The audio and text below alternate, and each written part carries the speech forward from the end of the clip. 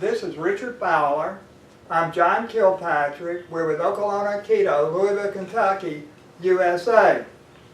And at the beginning of our classes, we do some exercises to train our peripheral perception. I've done some of that already. And we do an exercise to help us learn leading. And the exercise that we do is, I call this the Fred Mastro exercise because it's his exercise. And now I'm not pretending at all that we do this anywhere near as well as he does it. So I'm not implying that we can make this work and his students can't or anything like that. But the exercise that he does is he takes a little stick in his hand, and we don't use a stick.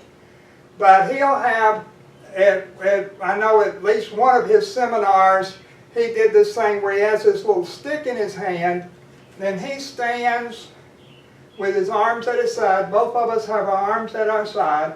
He measures with the little stick to the person's throat, and then he comes up, cuts down, and he hits their throat. We don't hit each other's throats, and we don't use a little stick. After he's done this a few times with a person, their neck looks raw, and we don't want to go through that.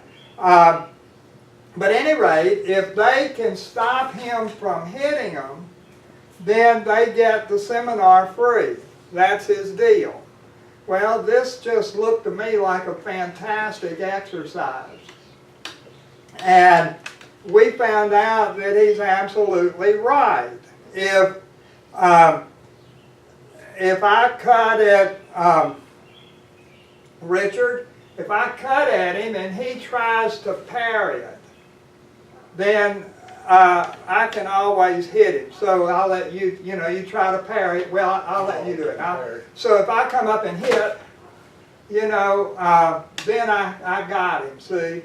And if he parries, I can always hit him. And so then something that we tend to do a lot is when the guy goes to hit us, we hit him. And so another thing that we do is we'll parry and hit at the same time.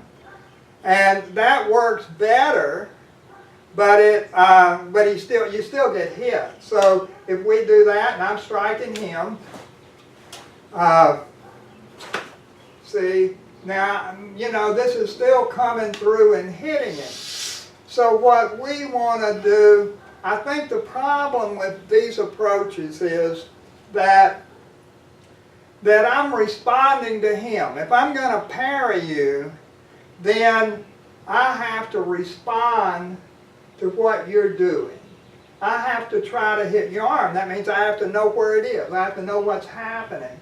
So if he strikes at me and I'm going to parry, see, I have to be behind him because I have to respond to him.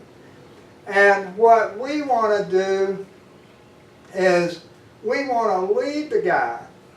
And so this has an entirely different mindset, and it's a mindset that we're using all the time in all of our practice. And that is that I want to sense, and I think this is done with your peripheral vision.